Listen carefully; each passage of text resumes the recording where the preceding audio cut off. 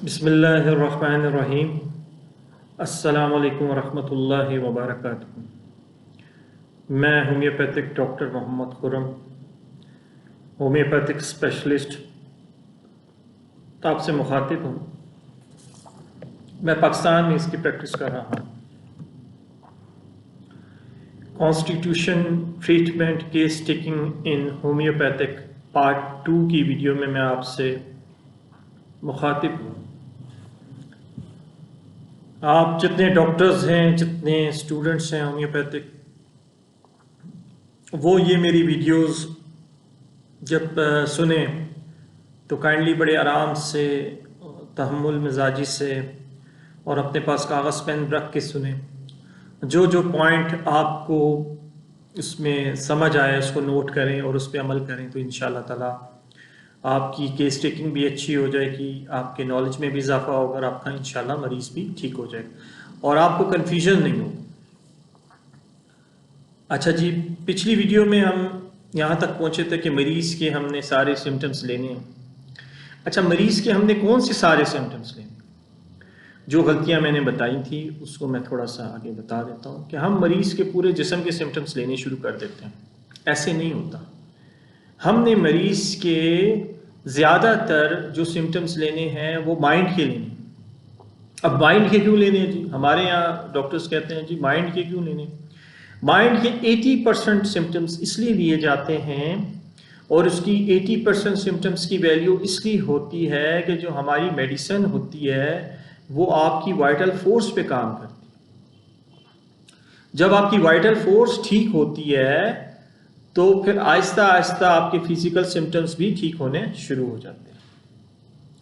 अब हमारे यहाँ होम्योपैथिक डॉक्टर बेचारा गलती ये करता है कि वो फिजिकल सिम्टम्स लेने शुरू कर देता है और फिजिकल सिम्टम्स को माइंड के सिम्टम्स से ऊपर रखता है और उसके बाद उसका ट्रीटमेंट करना शुरू कर देता है पेशेंट का। 2-3 दिन उसको फ़र्क पड़ता है और फिर वैसे ही वो मरीज़ हो जाता है और मरीज़ कहता है जी 2 दिन फ़र्क आया, उसके बाद तो फ़र्क नहीं आया, क्योंकि आपने उस मरीज़ को समझा ही नहीं।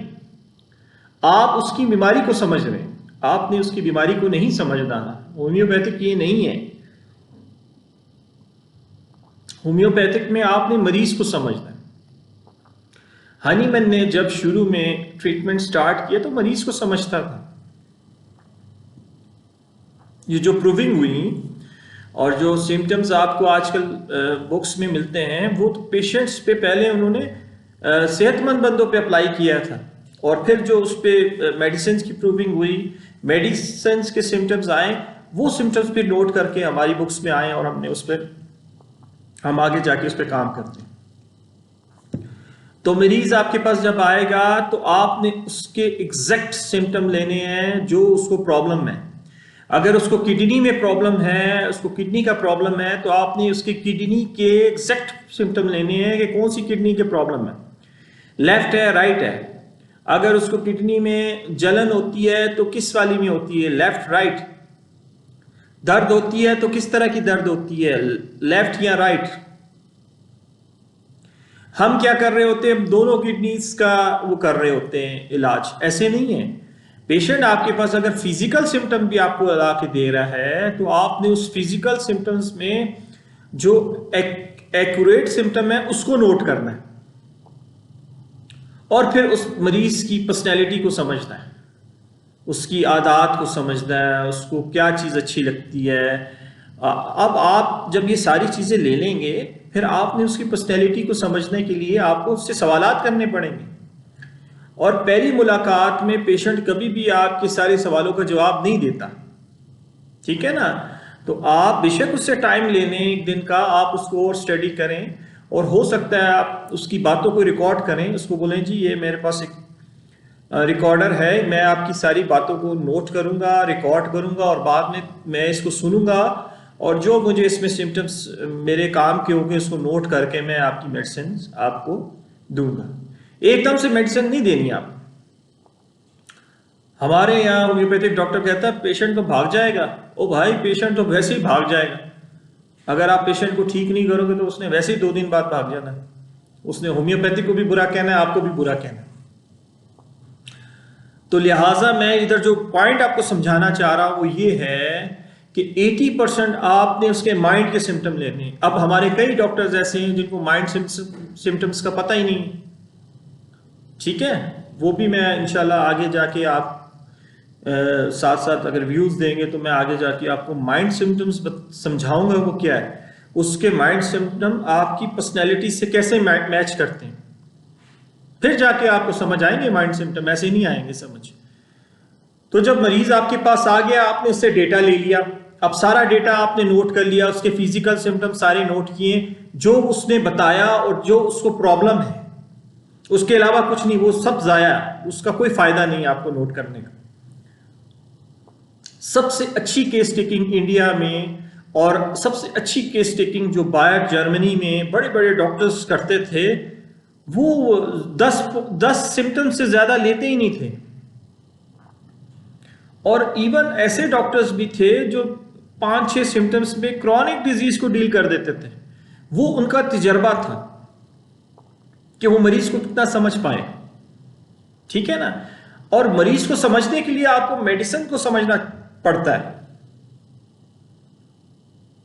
तीसरा पॉइंट जो मैं जिसकी तरफ आ रहा हूं, वो पर्सनैलिटी होती है मरीज की पर्सनैलिटी और एक मेडिसिन की पर्सनैलिटी। अब मेडिसिन की क्या पर्सनैलिटी, मरीज की तो पर्सनैलिटी समझ आती है। मेडिसिन की पर्सनैलिटी से मुराद ये होता है कि जब वो मेडिसिन जिस वक्त पे प्रूव हुई थी, तो उस वक्त जो लोगों के उस सेहतमंद बंदों पे जो वो प्रूविंग की गई थी, और उस वक्त उन लोगों पे जो सिम्टम्स जाहिर हुए थे, वो क्या थे, एग्जैक्ट वो क्या थे। उस वक्त उस पेशेंट के, वो जो मरीज था, जो डोनर था, जिसने अपने आप को पेश किया था कि जी मैं इस मेडिसिन की प्रूविंग के लिए अपने आप को पेश कर रहा हूं, तो वो उसके ऊपर उसके माइंड पे क्या सिम्टम आए थे, उसके अंदर क्या चेंजिंग आई थी इसके माइंड में, उसको उसके फिजिकल चेंजेस क्या हुई थी। ये पर्सनैलिटी होती है मेडिसिन की, और एक पर्सनैलिटी होती है पेशेंट की। जी आप अगर समझ जाएंगे तो आपको होम्योपैथिक समझना आसान हो जाएगा। हम कहते हैं वो होम्योपैथिक बहुत मुश्किल है, होम्योपैथिक बहुत आसान है, लेकिन स्टेप बाय स्टेप और मेहनत करके, इसमें मेहनत बहुत जरूरी है। आप जैसे जैसे मेहनत करेंगे अल्लाह ताला आपके लिए रास्ता खोलता जाएगा, क्योंकि मेहनत तो हर शोबे में आप करेंगे तो अल्लाह ताला आपके लिए रास्ता खोलता है, ठीक है ना जी। अब इसमें हमारा जो डॉक्टर जो सबसे बड़ी गलती वो ये कर रहा होता है, अगर उसको पर्सनैलिटी का पता भी हो, पेशेंट की पर्सनैलिटी के बारे में उसने पढ़ा हो और मेडिसिन की पर्सनैलिटी के बारे में पढ़ा हो, तो वो क्या कर रहा होता है, जब पेशेंट आता है तो वो क्या करके सोच के बैठा होता है, वो पहले से सोच के बैठा होता है यार ये इस पर्सनैलिटी वाली मेडिसिन से ताल्लुक रखता है। ऐसे नहीं होता। आपने मेडिसिन की पर्सनैलिटी को पेशेंट की पर्सनैलिटी के साथ मैच नहीं करना, यहां हम गलती करते हैं। हमें मरीज जो है उसकी पर्सनैलिटी को मेडिसिन की पर्सनैलिटी से मिलाना है। पहले मरीज की पर्सनैलिटी होनी चाहिए आपकी नजर में।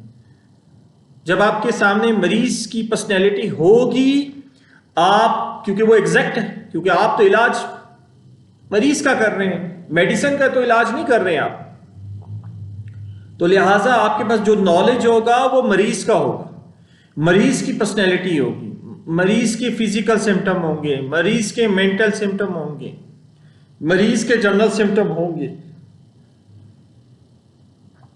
वो एग्जैक्ट होंगे, तो फिर आप उसको उठाएंगे और आपके पास जो नॉलेज होगा वो भी तो नॉलेज होना चाहिए ना।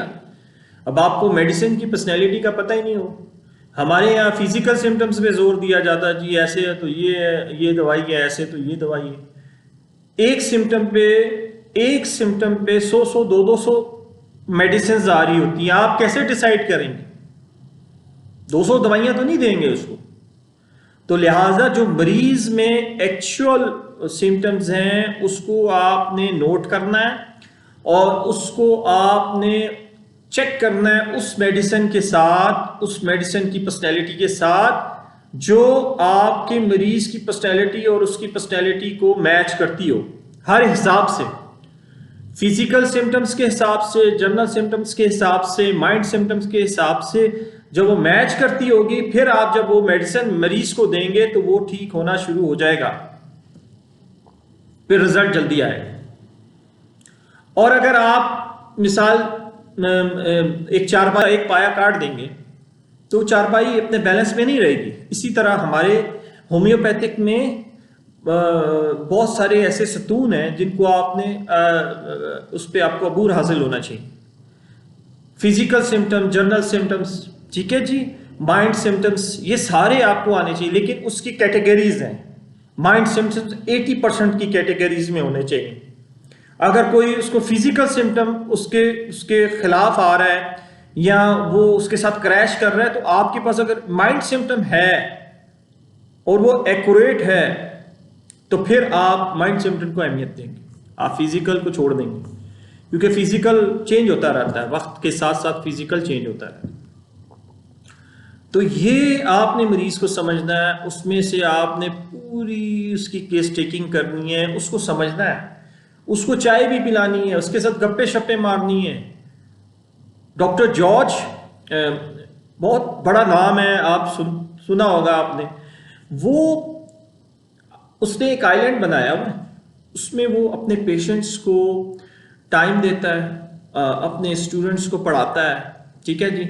और जो पेशेंट का वो टाइम अपॉइंटमेंट लेता है तो उसको 3 दिन अपने पास रखता है। वो पूरा उसने एक विला टाइप का बनाया हुआ है और पेशेंट उसको हज़ारों डॉलर्स में फीस देता है, हज़ारों डॉलर्स में। और पेशेंट जब उसको हज़ारों डॉलर्स में फीस देता है तो वो 3 दिन उस पेशेंट को अपने पास लाता है, बिठाता है, उसके साथ खाना खाता है, उसके साथ गपशप मारता है और उसको बाकायदा उसके कमरों में बाकायदा वो डाइनिंग टेबल है, उसमें वो देखता है कि मरीज़ कैसे खा रहा है, कैसे पी रहा है, ठीक है, क्या गपशप मार रहा है। वो 3 दिन के बाद उसको मेडिसिन देता है और उसको रवाना कर देता है और वो ठीक हो जाता है। वो कागज़ पेन लेके तो नहीं बैठा होता, उसकी पूरी जिंदगी लगी हुई है उसमें, लेकिन फिर उसके बावजूद डॉक्टर जॉर्ज 3 दिन अपने पास पेशेंट को रखता है। हम कहते हैं जी 30 मिनट में पेशेंट की हम पूरी केस टेकिंग कर लें और पेशेंट को हम ठीक ठाक करके घर में भेज दें। ऐसे नहीं है, कभी भी नहीं होता और ना हुआ ना होगा। आपके पास जब आप कोई क्रोनिक केस लेते हैं, आपको ये जहन में रखना चाहिए कि आपको वो केस 1 दिन लग सकता है, 2 दिन लग सकते हैं, 3 दिन लग सकते हैं, हफ्ता लग सकता है समझने में। फिजिकल तो समझना बहुत आसान है, कि पेट में दर्द हो रही है, रिपोर्ट देखेंगे, ये देखेंगे, वो देखेंगे, ठीक है जी, फिजिकल समझ गए। उस इंसान को कैसे समझेंगे आप? हमने इसलिए तो हमारा ये एक होम्योपैथिक का लोगो है कि हम मरीज का इलाज करते हैं, मर्ज का नहीं इलाज करते हैं। मर्ज तो बहुत हैं, तो उस मरीज को समझें, उस मरीज को मर्ज क्यों हुई, पहले तो आपको ये पता होना चाहिए। अगर आपने एक मरीज को समझना है तो आपको ये पता होना चाहिए कि उस मरीज को मर्ज क्यों हुई, उसके पीछे वजह क्या थी। जब आपको वजह पता चल गई तो आप इंशाअल्लाह ताला आपके पास एक दरवाजे की चाबी आ जाएगी, और आप जब दरवाजे की चाबी आ गई, आपने दरवाज़ा खोला तो आप अंदर दाखिल हो जाएंगे, मतलब केस आपको समझ आने लग जाएगा। तो ये एक पॉइंट था कि जी आपने कभी भी जो मेडिसिन की पर्सनैलिटी है उसको मरीज के ऊपर नहीं थोपना, मरीज की पर्सनैलिटी को मैच करना है मेडिसिन की पर्सनैलिटी से। अगर मरीज ने जो इंफॉर्मेशन दी है वो अगर किसी मेडिसिन से नहीं मिल रही तो आप उसको ढूंढेंगे। अगर आपके पास नॉलेज नहीं है तो आप बुक्स में देखेंगे, लेक्चर्स देखेंगे, और फिर जाके आप उसकी एक्यूरेट कॉन्स्टिट्यूशन रेमेडी निकालेंगे और उसको देंगे, और जिसको कहते हैं सिंगल रेमेडी, तो मरीज ठीक होने लग जाए। उसकी जुमला अलामात उसमें हो। आहिस्ता आहिस्ता सबसे पहले वो उसके माइंड पे काम क्यों करेगी। लोग कहते हैं जी माइंड पे काम क्यों करती है, क्योंकि आपने 80% जो सिम्टम्स लिए हैं वो माइंड के लिए, और उसकी वाइटल फोर्स को आपने मैसेज करना है। हमारी जो मेडिसिन है वो मैसेज करती है, जाके बताती है, वो जाके आपके खून में शामिल होके नहीं मैदे वैदे को सही करती है, वो जाके कि डायनामिक एनर्जी है ना, ये तो एनर्जी है ना हमारी मेडिसिन, वो जाके आपकी वाइटल फोर्स को समझाती है कि भाई आपके अंदर सिस्टम में इधर इधर इधर ये गड़बड़ है। अगर आप अपनी वाइटल फोर्स को गलत इंफॉर्मेशन देंगे तो आपकी वाइटल फोर्स आपकी बात नहीं सुनेगी, वो कहेगी अच्छा ठीक है मैं चेक करती हूं। अगर वो चेक करेगी तो कहेगी ये क्या कह रहा है, ऐसा तो कोई सिस्टम नहीं। लेकिन अगर आपके पास एग्जैक्ट इंफॉर्मेशन होगी और आप एग्जैक्ट इंफॉर्मेशन उसको जाके दोगे तो वो कहेगा अच्छा मैं चेक करता हूं। वो जब चेक करेगा वो कहेगा हाँ यार यहां तो किडनी में प्रॉब्लम वाकई है, वो उसको खुद सॉल्व करेगा। आपने सिर्फ उसको एक एनर्जी देनी, मेडिसिन की एक एनर्जी उसको मिलनी, सपोर्ट देनी।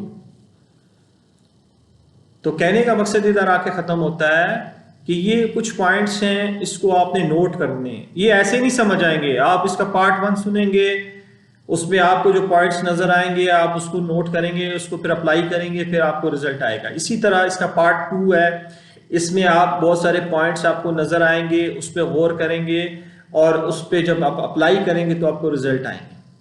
ठीक है ना जी, ये था इसका पार्ट 2 और मैं आपको इंशाल्लाह इसका पार्ट 3 बना के आगे पेश करूंगा ताकि आपकी नॉलेज में ब्रेक ना आए और आप इसको इंशाल्लाह ताला आगे चलाते रहें। उस वक्त तक के इजाज़त दें। अल्लाह हाफिज़।